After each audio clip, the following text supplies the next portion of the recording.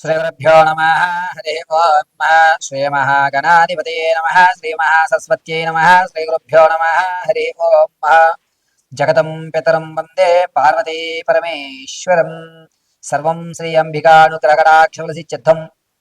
ప్రతి ఒక్కరికి కూడా ఈ పరాభావన సంవత్సరంలో అనేకమైనటువంటి ఇబ్బందులు చవిచూసి ఈ సంవత్సరమైనా సరే నా యొక్క స్థితి మారుతోందా మారడం లేదా, నేను ఏ విధంగా స్థిరపడగలుగుతాను అనేటువంటి సందేహం ఉన్నవారు, ఈ సంవత్సరమైనా నా జాతకం మారితే నేనంటూ ప్రూవ్ చేసుకోవడానికి అవకాశాలు ఎక్కడన్నా కలుగుతాయా అనే ఆలోచన ఉన్న వాళ్ళకి మనం మేషం మొదలు పెట్టుకుని మీనరాశి వరకు కూడా ఏ విధంగా వారి యొక్క జాతక ప్రభావాలు ఉండబోతున్నాయి, ఎవరి యొక్క జాతకంలో ఆదాయ వ్యయ రాజపూజ అవమానాలు ఏ విధంగా ఉండబోతున్నాయి అనేటువంటివి గోచార రీత్యా వారి వారి ఫలితాల్ని వివరించి చెప్పడం జరుగుతుంది.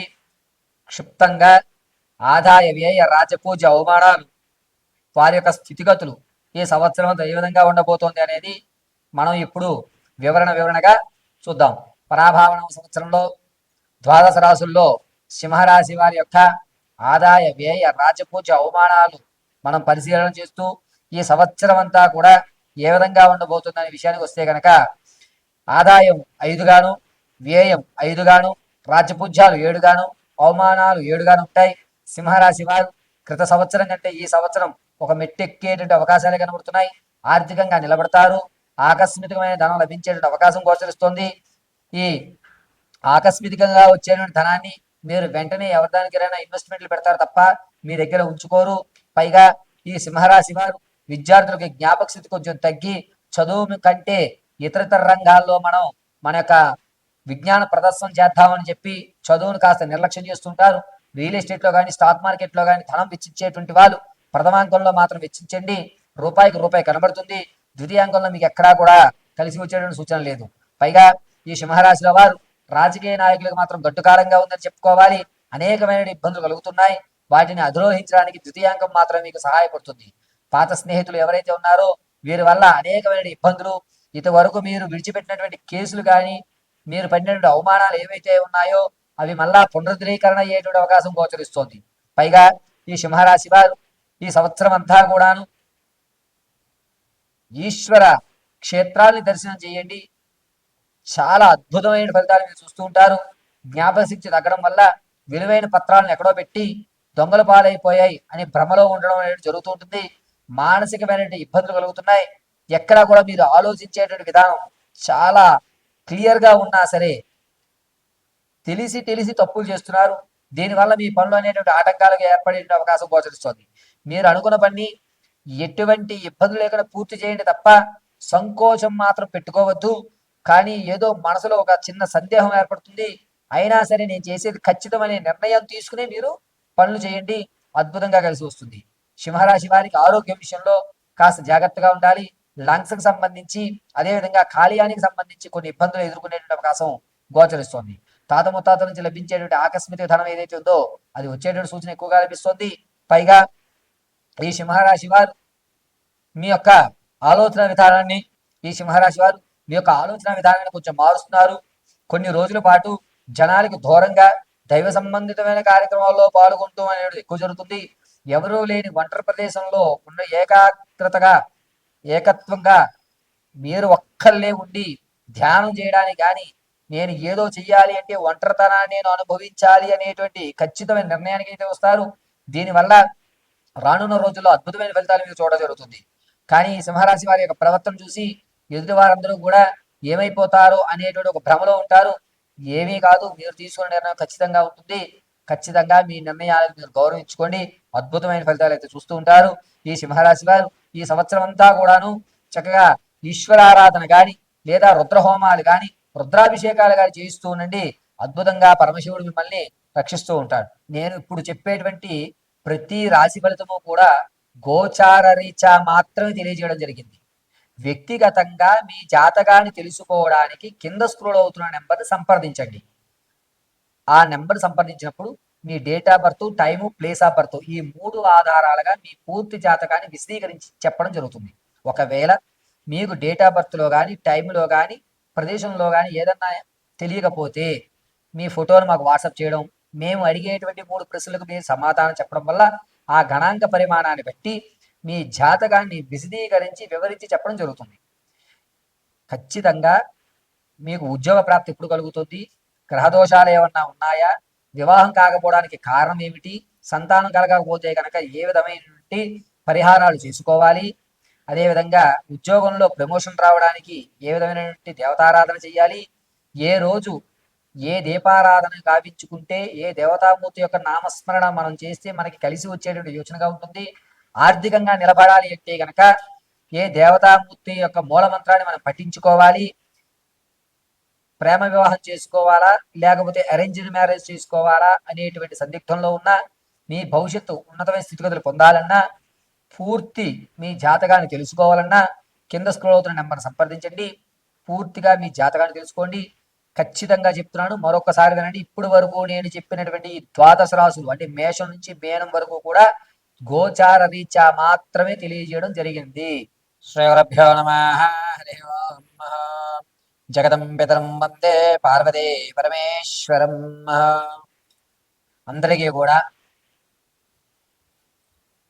పరాభావనామ సంవత్సరంలో అనుకున్నటువంటి కార్యక్రమాలు పూర్తి అవుతూ అప్పులు బాధలు లేకుండా ఎటువంటి అనారోగ్య వ్యక్తులు లేకుండా పరిపూర్ణమైనటువంటి మీ ధర్మమైన మనోవాంఛలను తీరాలని ఆ జగదాంబిక దుర్గీ కటాక్షం కలుగుతూ ఉండాలని మనస్ఫూర్తిగా కోరుకుంటూ అందరికీ ఉగాది శుభాకాంక్షలు. అయితే ఈ ఉగాది నుంచి కూడా మన భారతదేశంలో జరిగేటువంటి మార్పులు ఏమిటి, అది రాజకీయంగా కానీ ఏమైనా అలజడులు జరుగుతాయా, పెను ప్రమాదాలు ఏమైనా పొంచి ఉన్నాయా, గ్రహణాలు ఏ నెలలో వస్తున్నాయి, అదేవిధంగా రైతులకు కానీ నిరుద్యోగులకు కానీ ఉద్యోగంలో ప్రమోషన్ల కోసం ఎదురు చూస్తున్న వారికి కానీ ఏ విధమైన ఫలితాలు జరగబోతున్నాయి, ఈ పరాభావన సంవత్సరం రాజుస్థానం మంత్రిస్థానం అదేవిధంగా సైన్యాధిపతి ధాన్యాధిపతి రసాధిపతి మేఘాధిపతి నీరసాధిపతులు ఎవరు, వారి ఆ యొక్క పదవి వల్ల ప్రపంచంలో జరిగేటువంటి వింతలు ఏమన్నా ఈ సంవత్సరంలో చోటు చేసుకుంటున్నాయా అనేటువంటి విషయాన్ని క్లుప్తంగా మనం చర్చించుకున్నట్లయితే కనుక ముందుగా పరిపాలించేటువంటి రాజస్థానాన్ని గురుడికి ఇవ్వడం, దీనివల్ల అనేకమైనటువంటి మార్పులు కేంద్రాల్లో జరగడం, కేంద్రము ఒక కఠినమైనటువంటి నిర్ణయాలు తీసుకోవడం, దీనివల్ల ప్రజల్లో నాయకుల మీద కాస్త అసంతృప్తి అనేటువంటిది ఏర్పడము, రాజకీయ విషయాల దగ్గరికి వచ్చేసరికి అత్యంత పెను మార్పులు సంభవించడము అనేటువంటివి ఖచ్చితంగా జరుగుతూ ఉంటాయి. ఇక బొగ్గు, ముత్యం, పత్తి, నూనె అదేవిధంగా జొన్నలు వీటి యొక్క ధరలు కాస్త పెరగడం అనేది జరుగుతూ ఉంటుంది. పైగా రాజు గురుడవడం వల్ల జనాల్లో నాయకుల మీద అపనమ్మకం పెరగడం, ఉగ్రవాదులు అనేటువంటివి లేకుండా ప్రశాంతమైన జీవితం సాగటం. ఆగస్టు నుంచి నవంబర్ మధ్యలో మాత్రం కొన్ని అగ్ని ప్రమాదాలు వాహన ప్రమాదాలు ఎక్కువగా జరిగేటువంటి సూచనలు కనబడుతున్నాయి. ఇక మంత్రిస్థానానికి కుజుడు ఇవ్వడం, కుజుడు మంత్రిస్థానంతో ఉండడం వల్ల ప్రతి ఒక్కరూ కూడా పరిపాలించేటువంటి వారు కానీ వ్యవసాయం చేసేటువంటి వాళ్ళు కానీ విద్యార్థులకు కానీ కన్ఫ్యూజ్ మైండ్ అనేటువంటిది ఏర్పడుతూ ఉంటుంది. ఏది ఆలోచిద్దామన్నా సరైన నిర్ణయం తీసుకోలేక అవకతవకలకు అనేటువంటి గురవుతాం జరుగుతుంది. పైగా మీరు తీసుకున్నటువంటి నిర్ణయం పని పూర్తయ్యేంత వరకు కూడా నేను తప్పుడు నిర్ణయం తీసుకున్నాను అనే ఆలోచనతోటే మీరు ఎదగ సాగడం అనేది జరుగుతూ ఉంటుంది. ఇక సైన్యాధిపతిగా చంద్రుడు ఉండడం వల్ల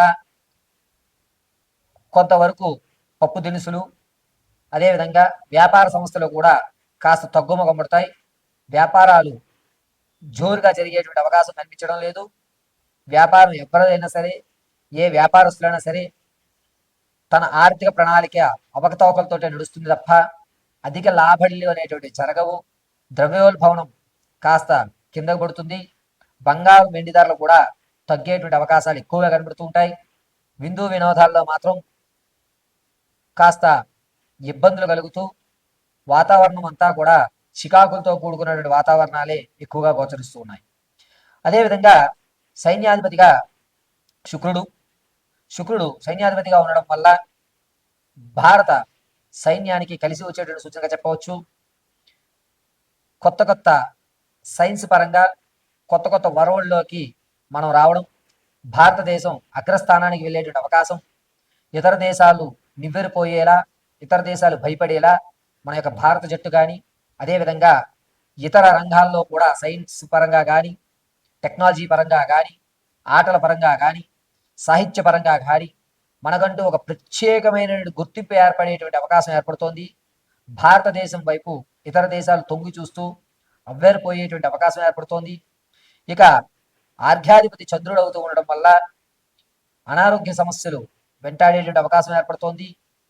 పళ్ళ వ్యాపారస్తులు మాత్రం కాస్త ఇబ్బందిదాయకంగా ఉంది. అధికమైనటువంటి ఎండలు గోచరించడం, వృద్ధులు మాత్రం చాలా జాగ్రత్తగా ఉండేటువంటి సూచనగా చెప్పవచ్చు. అంతేకాకుండా మేఘాధిపతి చంద్రుడు అవుతూ ఉండడం వల్ల సకాలంలో రావాల్సిన వర్షాలు వడగళ్ల వర్షాలుగా, రావలసినటువంటి ఋతుపవనాలు కాస్త ఆలస్యంగా రావడం, దీనివల్ల రైతు కొంచెం ఇబ్బంది పడేటువంటి అవకాశం ఏర్పడుతోంది. తగు భూసారము అనేటువంటి తగ్గడం, నీటి కొరత అనేటువంటిది కొంచెం ఏర్పడడం, ప్రాజెక్టులు ఏవైతే ఉన్నాయో, నీటికి సంబంధించిన ప్రాజెక్టులు ఏవైతే ఉన్నాయో అవి ఆగిపోవడం అనేటువంటిది ఎక్కువగా గోచరిస్తుంది. రసాధిపతి సూర్యుడు అవుతూ ఉండడం వల్ల భార్యాభర్తల మధ్య కానీ లేదా స్నేహబంధమైనటువంటి విషయాల్లో కానీ అవకతవకలు ఏర్పడుతున్నాయి. ఒకరి మీద ఒకరికి అపనమ్మకం అనేటువంటిది ఎక్కువ ఏర్పడేటువంటి అవకాశం ఏర్పడుతుంది. మనుషుల మధ్య కలమషం అనేటువంటిది జూలై నుంచి ప్రారంభమయ్యి నవంబర్ వరకు కూడా ఎవరు ఎవరిని పూర్తిగా నమ్మేటువంటి గోచరం ఎక్కడా గోచరించడం లేదు. ఇక నీరసాధిపతి గురుడు అవ్వడం వల్ల పెద్ద పెద్ద ఇండస్ట్రీస్ ఏవైతే ఉన్నాయో వాటిలో అగ్ని ప్రమాదాలు ఎక్కువగా జరిగేటువంటి వ్యవస్థ జరుగుతోంది. రైలు ప్రమాదం కూడా ఎక్కువగా జరిగేటువంటి ధోరణులు ఎక్కువగా కనబడుతున్నాయి. ప్రయాణాలు చేసేటప్పుడు చాలా జాగ్రత్తగా ఉండాలి.